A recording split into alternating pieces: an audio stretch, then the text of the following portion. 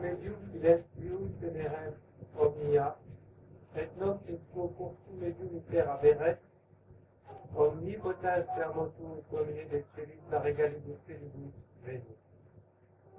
Au nom du Père, et du Fils, et du Saint-Esprit, ainsi soit-il. Tandis que tout était dans le silence, et que la nuit en était à la moitié de sa course, votre parole toute-puissante, Seigneur, est descendue du ciel depuis les trônes royaux des cieux.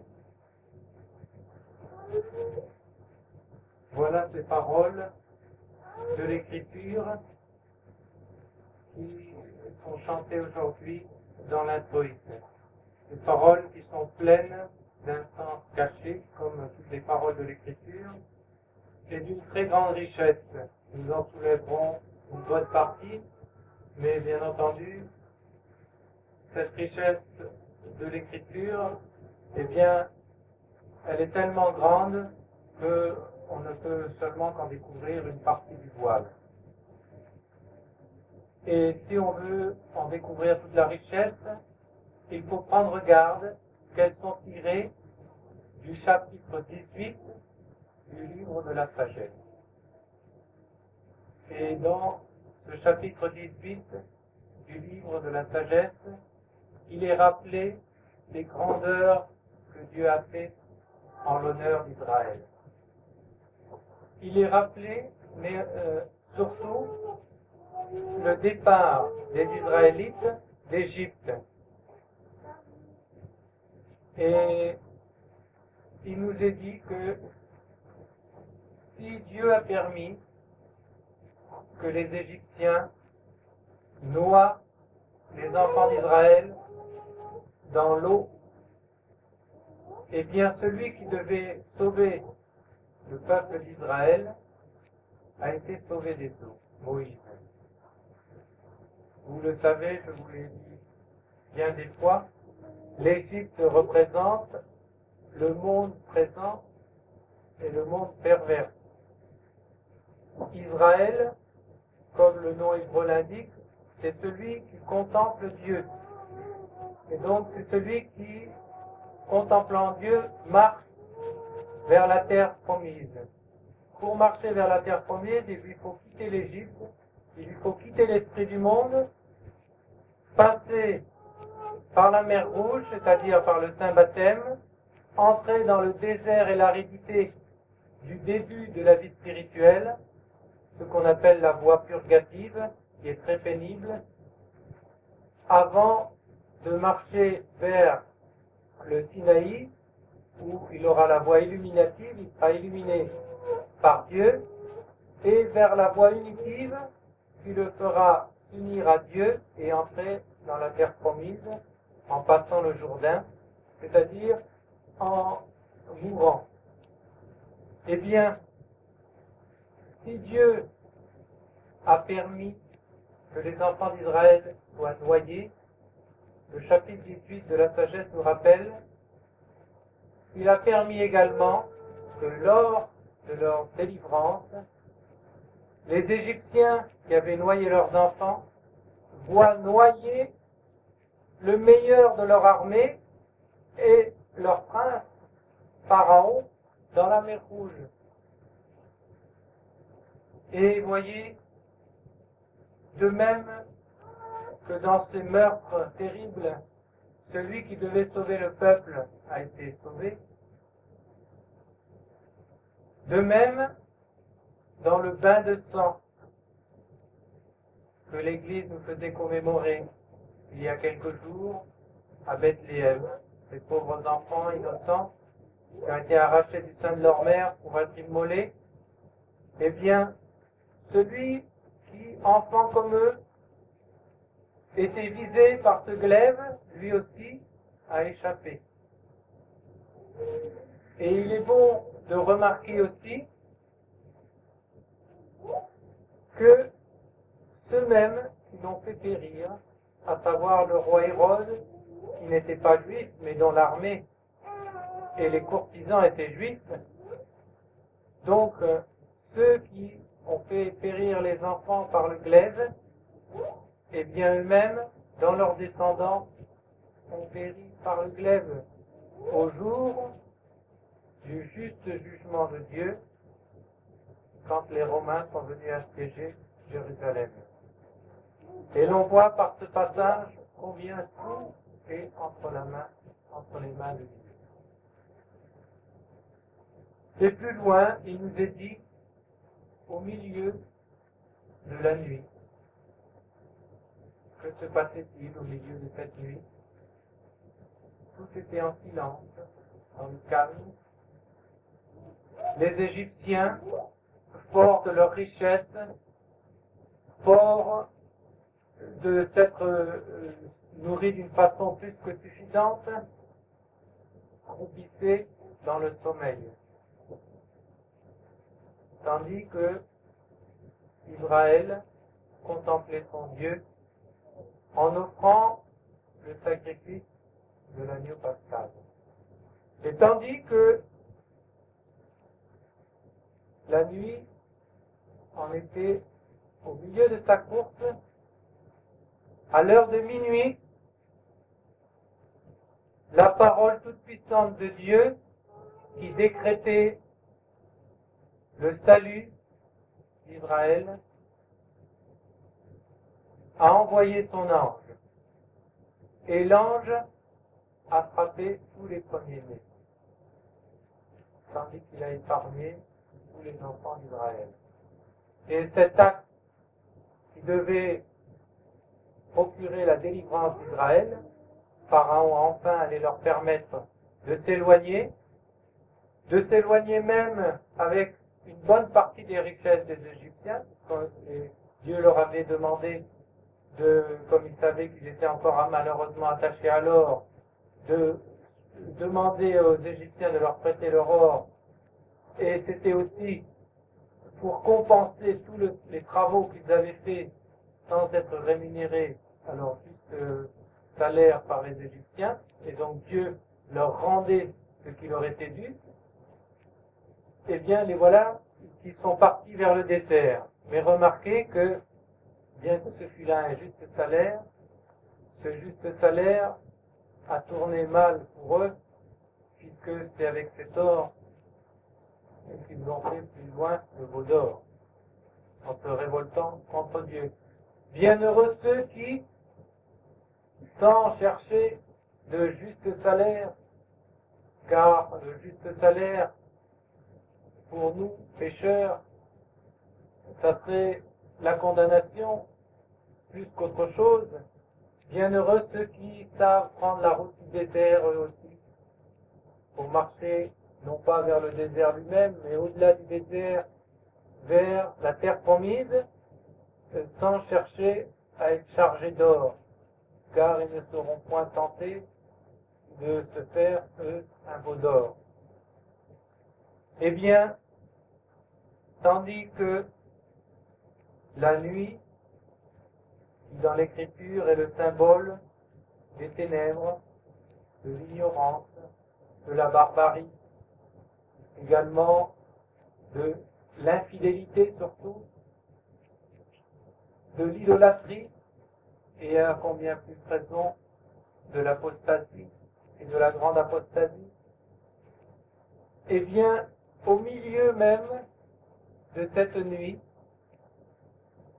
nous ne devons pas faire comme les Égyptiens, c'est-à-dire les hommes qui ont l'esprit du monde, après nous être bien remplis le ventre, après être autosatisfaits de notre civilisation, de notre réussite, dormir sur nos deux oreilles dans la nuit de la barbarie ou de l'infidélité, mais nous devons, comme les Israélites qui contemplent Dieu, être vigilants, offrir le sacrifice de l'agneau pascal, si ce n'est en réalité pour le moins en esprit, et nous tenir prêts, les sandales aux pieds, le manteau sur les épaules et le bâton à la main. Et nous dit notre Seigneur dans l'Évangile, « Bienheureux est ce serviteur qui, tandis que son maître viendra en plein milieu de la nuit pour venir le chercher, eh bien, elle le trouvera vigilant. Bienheureux sont ceux qui, dans la nuit de l'infidélité et de la grande apostasie, alors que l'ensemble du peuple dort d'un profond sommeil, d'apathie, d'oubli de Dieu, bienheureux sont ces serviteurs et qui sont vaillants et veillants.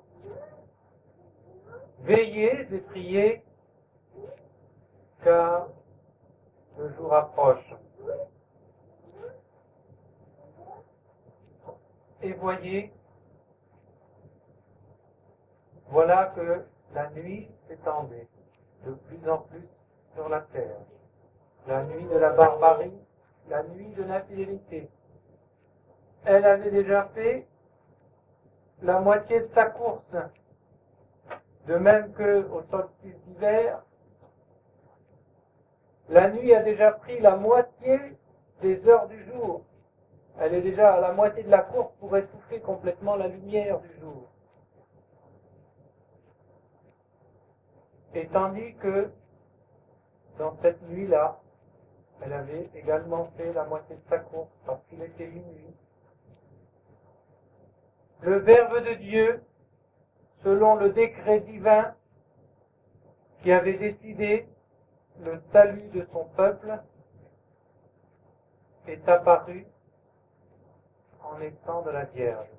Non pas qu'il n'était pas déjà là, présent déjà depuis 9 mois dans le sein virginal, présent de toute éternité dans son domaine, dans ce qui était chez lui, le monde qu'il avait fait lui-même, et où il était présent de toute éternité, mais c'est dans cette nuit-là, au milieu de la nuit, dans le silence de la nuit, que du haut du ciel, en quelque sorte, du trône céleste, ce Verbe divin est apparu au milieu de nous. Et qu'il a voulu nous apporter sa lumière pour nous sauver.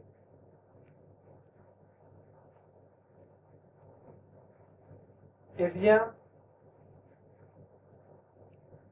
il est donné à ceux qui contemplent Dieu, à ceux qui sont attentifs à Dieu, de connaître ces choses. Et cela n'est pas donné à ceux qui, comme les Égyptiens, s'adonnent à tous les plaisirs de ce monde et ne font rien attention, si ce n'est à se bien remplir le ventre et à être satisfaits d'eux-mêmes. Dans le silence de la nuit, ce silence, voyez-vous, il représente la paix. La paix qui, au temps d'Auguste, en la 42e année de l'empereur Auguste, jour et année où notre Seigneur a voulu naître, eh bien, la paix était universelle dans l'Empire romain. Et cette paix impliquait le silence des armes, le silence de ces armées qui vociféraient en se jetant l'une contre l'autre. Et bien de même, ce silence, c'est celui de la paix intérieure, du recueillement intérieur. C'est ce silence qui est la paix de la guerre intestine que nous font les passions. Et si nous ne savons pas nous mettre dans ce silence, si nous ne savons pas dominer nos passions, y établir la paix dans notre cœur, si nous ne savons pas nous dégager des biens de ce monde, des soucis de ce monde, si nous ne savons pas nous plonger, comme dirait Saint Jean de la Croix, dans la nuit des sens, c'est-à-dire nous dégager de tout ce que les sens connaissent, eh bien nous ne pourrons pas nous porter vers Dieu. Car pour nous porter vers Dieu, il faut nous dégager de toutes les choses sensibles. Dieu est pur esprit. Pour élever notre esprit vers Dieu, il faut faire le silence en nous. Il faut passer par la nuit des sens. Eh bien, si nous, avec la grâce de Dieu, arrivons à faire cela, le Verbe de Dieu Tout-Puissant descendra en notre cœur et en notre intelligence du haut des cieux.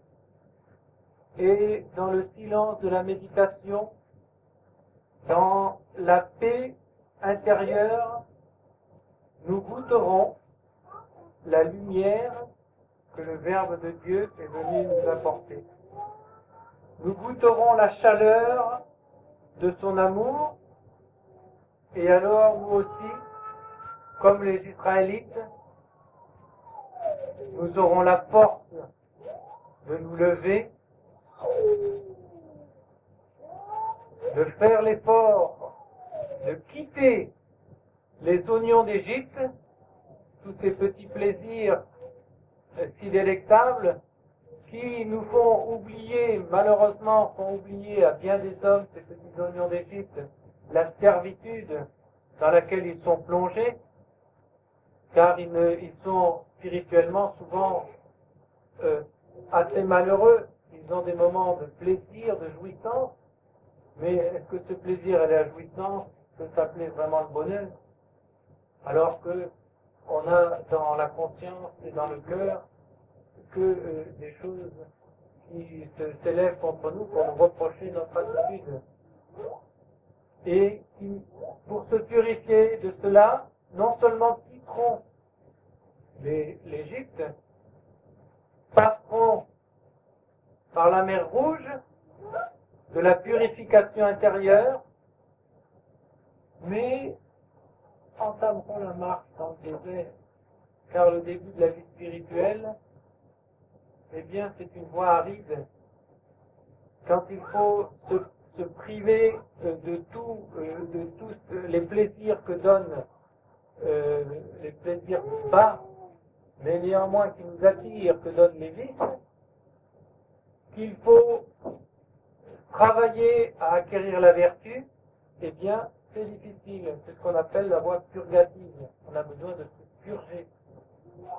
Et néanmoins, cela est nécessaire pour que dans ce silence et dans ce désert, dans ce repos, dans ce calme de la contemplation, nous puissions suivre nos ancêtres au pied du mont Sinaï pour y recevoir la loi de Dieu, pour y être illuminés par la sagesse divine. Et alors, si nous restons bien fidèles, si nous détestons tout ce qui peut conduire au veau d'or, c'est-à-dire tous les découragements et tous les laisser-aller que nous pouvons avoir dans le désert, eh bien nous continuerons à marcher et alors nous pourrons goûter à la voie unitive, celle qui doit nous conduire jusqu'à la terre promise du ciel. Demandons à la Sainte Vierge Marie, qui a si bien pratiqué, et ce silence intérieur, si important pour faire descendre le Verbe de Dieu. Dum medium silentium, au milieu du silence. Vous voyez, le Verbe de Dieu ne vient pas en dehors, au milieu du silence et du recueillement intérieur, de la paix intérieure. La Sainte Vierge Marie était une reine, non seulement parce qu'elle était la mère du Dieu Tout-Puissant, du Roi des Rois, mais elle était une reine souveraine parce qu'elle était complètement maîtresse de ses passions. Et alors elle jouissait d'une paix intérieure extraordinaire, semblable à nulle autre. par rapport, si ce n'est à notre Seigneur. Et c'est pourquoi elle est comparée dans le Cantique des Cantiques au jardin fermé de Dieu. Vous voyez, le jardin fermé. Au paradis de Dieu. Et c'est parce qu'elle était si aimable, en quelque sorte, parce que Dieu l'avait rendue telle, mais qu'elle avait bien sûr aussi correspondu à la grâce, c'est parce qu'elle a réussi à se rendre si parfaite et si bonne qu'elle a attiré en elle le Verbe divin. Et nous disait l'évangile hier, puisque hier il y avait une messe propre au 30 décembre, jour de l'octave de la Nativité, eh bien l'évangile nous disait la Sainte Vierge Marie gardait toutes ces paroles en son cœur, les méditant dans son cœur. Et la parole essentielle qu'elle gardait en son cœur, c'était le Verbe même de Dieu. Eh bien, demandons-lui cette grâce de savoir nous aussi quitter l'Égypte, passer par la nuit des sens, nous établir dans la paix et le silence, afin d'attirer en nous le Verbe de Dieu. Au nom du Père, et du Fils, et du Saint-Esprit, ainsi soit-il.